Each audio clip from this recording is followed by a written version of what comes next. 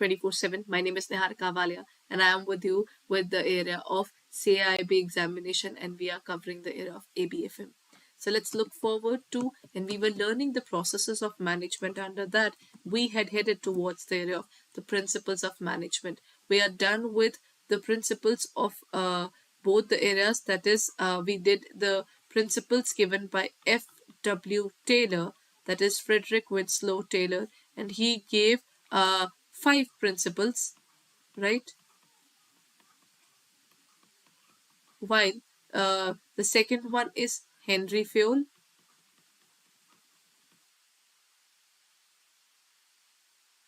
who gave 14 principles. And now we'll be moving on towards the next level of principles, which are given by Max Weber.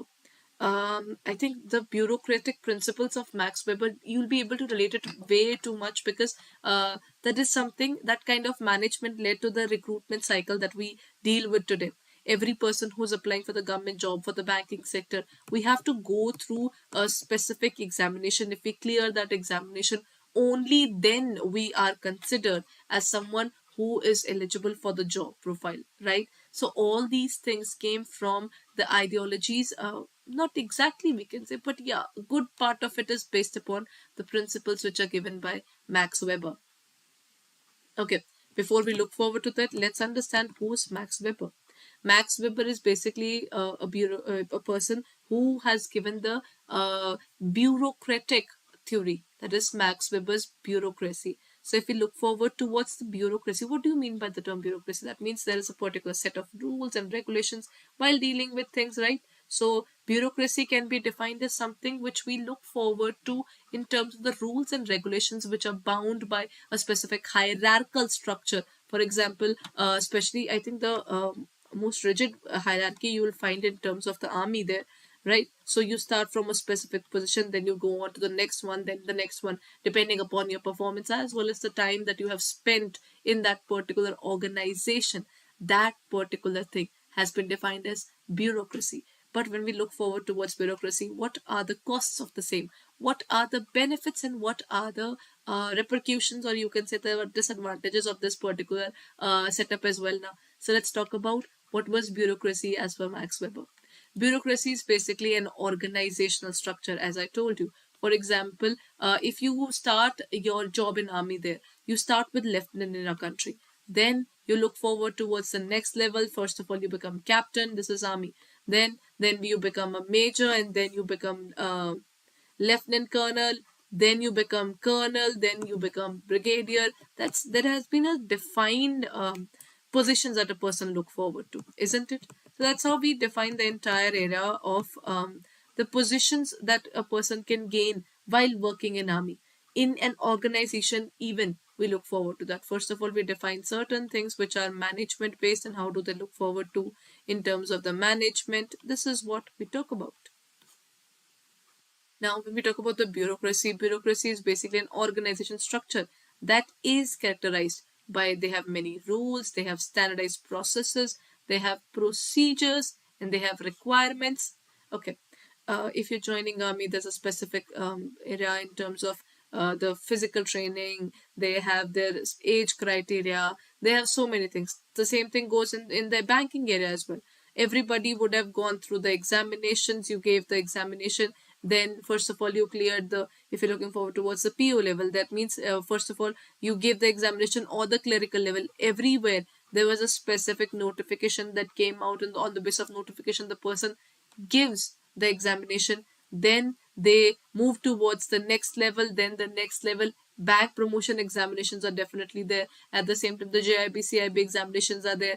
What is it? These are standardized ways of growing up in the hierarchy of that organization. There's a process. We all enter our organizations at a specific age, or based upon the criteria of the age. The next level of promotion is also there. The time that you have served in the organization will also determine your growth. So all these things are there now. The number of desks, the meticulous division of labor. See, a few people would be involved in the area of recording the transactions. A few people would be involved in marketing. Few people in production.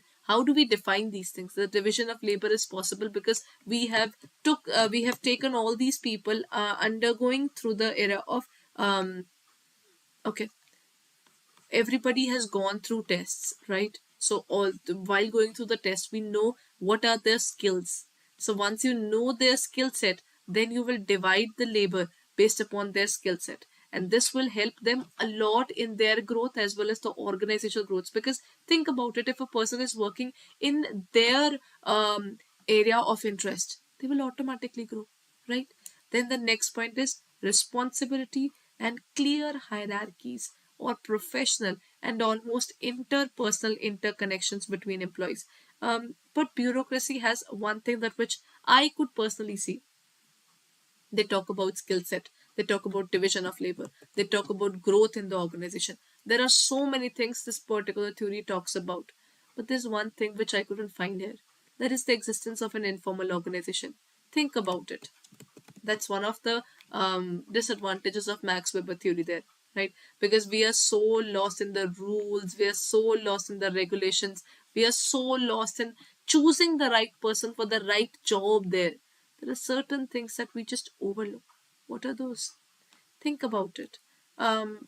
If you keep, if I leave my phone with my laptop, what are the odds that both of these things would talk to each other?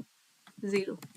But if I sit around with a certain person every single day, there would be a regular talking with each other slowly and steadily. Either we'll become friends or either we might be having any differences, but we'll still interact. That means even though we start with the formal interaction, isn't it? It would end up being an informal interaction too. The bureaucracy is so rigid that sometimes, or rather sometimes or not, this bureaucratic theory is based upon the entire era of just working with the people. So this is where I think as a person, if I look forward towards all the eras, be it the era of F.W. Taylor's scientific management or general management by the Henry Ford, and then we have the Max Weber's theory of bureaucracy. I believe one of the best ones would be the general administration, because there Henry Ford believed that humans are have their own ways of thinking, have their own ways of working. Along with this, he included the portion of humans' thought process towards the working in an organization, his loyalty, everything there. But while the other two theories are definitely something which talks about the scientific way of joining the people, then putting the people into the job, all those things are a part of this. So let's understand with this entire knowledge of the brain map. Again, was basically an aerial eye view of the bird's eye view of the Max Weber's bureaucracy theory. So let's understand it in detail now. Max Weber gave 6 basic principles. Among the following, the first one was task specialization. The second one was formal selection. Third one was impersonal. That means next is hierarchical layers of authority. Next is rules and regulations. And the last one is career orientation. These are the 6 principles which are given by Max Weber. Now, based upon this, the first thing, task specialization. What do you mean by task specialization? In terms of the Max Weber's theory of bureaucracy, one thing is division of labor. If I give the examination of the finance area, for example, I gave the exam to clear for the area of finance. My area of preparation is financing. So my forte, my job profile would be more aligned towards finance because I cleared the examination, recruitment cycle, all the important things based upon the area of finance. So my task specialization is totally taken towards the area of finance. That means whatever the particular person's skill set would be, the division of the labor would be based upon their skill set, their attitudes, their training, everything on the basis of that. Second is formal selection. People aren't selected just because they applied for the job. They are selected after a rigorous testing, right? You will look forward to the fact there would be proper written examinations, then there would be a proper interview, and then that particular person would be chosen or would be left alone. That is how we define the term the formal selection.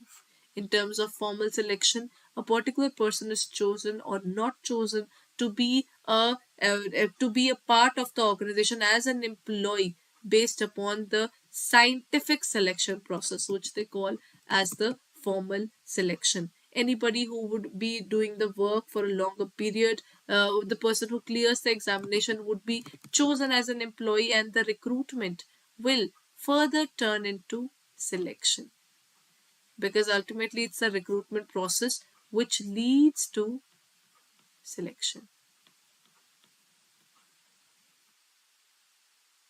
Now, the next point is impersonal. See, under this now, what they do is they do not look forward towards the um, they don't look forward towards the working of the people with each other in terms of their interpersonal lives, or you can say personal interaction. Think about it. We are working together. As I just told you, if I leave my phone and my laptop together, they won't be talking. But if you leave two humans together in a room, they would definitely end up talking. That is, they might like each other, they might not. That is a different scenario, but people will still interact. That is how we define the term of impersonal. So that impersonality and personal difference is definitely there, and this is the thing that bureaucracy talks about. If two people are talking, then if two or more persons are talking, there is a communication, and that communication is also based upon the defined lines. That's how, if I have to talk to someone in the organization, I'll end up mailing them all the details, isn't it? So the mailing thing would be done. That is communication. Then hierarchical layers of authority. If I grow in the organization, I cannot grow by just being reluctant in terms of working, or in terms of, if I say that I want to grow further, what will happen? To grow further, the first thing is I'll start at from this level, then I'll go to the next level, then my superior, then super superior. So whatever that particular person is, my growth is based upon this path. That is how we define the hierarchical layers of authority, right? Your growth is already defined, where as soon as you join the organization, for example, any of you would have joined as PO there. If anybody joins as a clerk there, anybody has a specific job profile, what will happen? Everybody knows after clearing how many examinations, after how much time, the salary would increase, your position would increase, your responsibility, your any growth in the organization is clearly visible to you. That is why people are running towards these kind of bureaucratic jobs now, because your growth is already defined. You know how you look forward towards these jobs. How can we define our growth? That is something which is possible.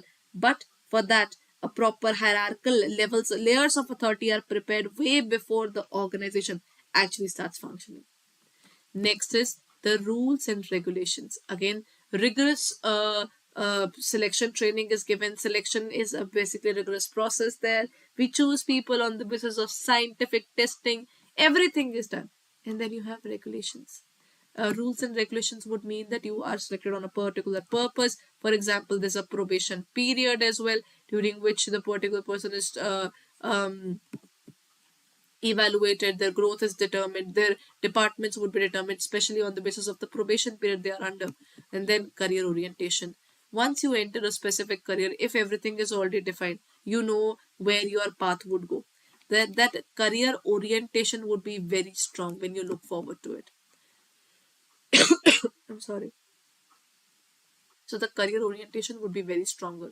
If you the bureaucracy is basically all about, now the bureaucratic era is basically taken up in the government jobs right now, right? So the process of choosing these people, there's a written examination, then background check, everything is being done. And at the same time, if a particular person is asked what would you be after a certain period of time, he knows after joining, after how many years he would reach towards the next level, and then the next level. His growth would be already predetermined, and his caliber can define how quickly he can reach up the path in terms of the hierarchical structure of the organization.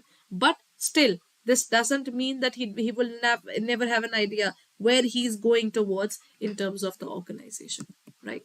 That's about the Max Weber 6 principles of bureaucracy. The first one is task specialization. So let's talk about task specialization first. Okay, Max Weber stated this particular principle of task specialization as, Max Weber argued that a well-functioning bureaucracy that has been designed with the division of labor in mind will be more efficient and productive. than one without it. Think about it. If we talk about task specialization or division of labor, we divide the labor based upon their working, right? So if you divide the labor on the basis of 1, 2, 3, 4, their working is already defined. Now, one particular person working for one particular department for a very long period, this is how we define the division of labor. In terms of division of labor, the working is defined already. One particular person does that particular task for years to come. His work is already defined. That is, that labor becomes specialized in the job that he's doing. That is specialization. That specialization leads to a better growth. That is how we define the area of specialization. That is task specialization. Next is formal selection. In terms of choosing the people for the right job, there is a specific process. There are 5 steps towards the formal selection process in an ideal bureaucracy. Bureaucratic jobs, one person has to apply for that. They have to apply for these positions. There is a specific interview when you are being chosen. For example, if you're applying for the clerical job or the PO job, then there is a specific way of applying for that particular job in terms of the bank PO, right? Or the bank, the clerk job. There they have a specific notification. The notification would be issued. Then the person who's interested in it would apply for the job, and based upon that, he will go to the next level. Then the organization selects people from this pool of applicants to get hired, and then finding replacements as needed. There is a vacancy. As soon as there's a vacancy, the people who move up in the hierarchical structure, then their position is definitely empty now. If anybody is going up, then his position in the organization is empty. Now the lower position would be filled by someone else, right? So that's about the bureaucracy structure. Then in terms of the hierarchical layers, what are the hierarchical layers here? We can say in terms of the bureaucratic management, the managerial structure is organized into hierarchical layers. So it can be, okay, when we look forward towards this was the pyramid for the structure of the people there. This is top, this is middle, and this is lower management.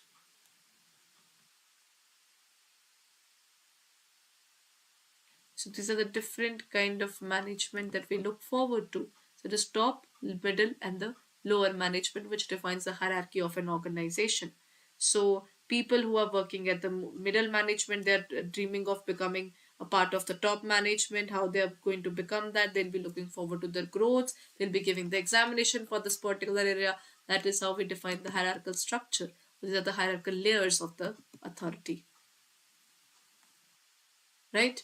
Okay. So let's end the session today. We'll be looking forward towards the Max Weber's entire theory in the upcoming class as well. In the next class, we'll have a crux of it, and we'll do a specific MCQ testing for the same as well. So we'll be dealing with the entire portion of the Max Weber's theory and the other theories in terms of the compilation in the upcoming class. Right? So before I end my session, our batches for the CAIIB has started. So if you're looking forward to that, then you can check out our courses for the same. Let me just give you a brief about it. All you need to do is you need to go to our website, that is www.adda247, or you can open it up in our app. And in terms of the JAIIB and CAIIB, you can go to our CAIIB 2023 batch. Here you will find all the details of our English medium batch, bilingual batch, or the bilingual 2.0 batch is also bigger. So you can look forward to both the batches. So for further details, all you can do is you can take up any of our batches. For example, you can take up the English medium complete batch, which includes all the subjects ABM. Then we have BFM. Then we have BRBL as well as ABFM. The timing for all the classes are defined here. You can use the code Y541 to get the discount here and purchase the entire pack at the lowest cost. At 81% discount, it would cost you 4799.80. If you're looking forward towards it, what you can do is, and at the same time, at this point of time, the CAIIB Maha pack is also available at double validity. So it's the perfect time if you're looking forward to the CAIIB. So JIB CIB Ka Maha Pack, you can go and you can also purchase a CIB Ka Maha Pack. This Maha Pack, which would include everything regarding the CIB examination, regarding the test series, regarding the details of every examination, then the revision batches, MCQs, case study batches, everything would be opened up for you. All you can do is both the bilingual and English medium batches, all the things would also be open for you. So you can use the code and you can click on the area of buy now. Currently double validity is going on. If you purchase the validity for 6 months, you'll get for 8 months, right? So you can use the code Y541, apply it, and you will get it at 7199.20. So if you're looking forward to it, then kindly check it out on our website or in our app, and hurry up. The double validity is going to end on 31st, so before that, go ahead and look forward to our batches as early as possible, because this is the perfect time where you can purchase it for a very limited period of time. So it can help you in terms of your preparation, and it will boost you up in terms of your consistency in classes. So kindly join in and keep studying. Thank you, everyone. We'll be meeting tomorrow at 7 a.m.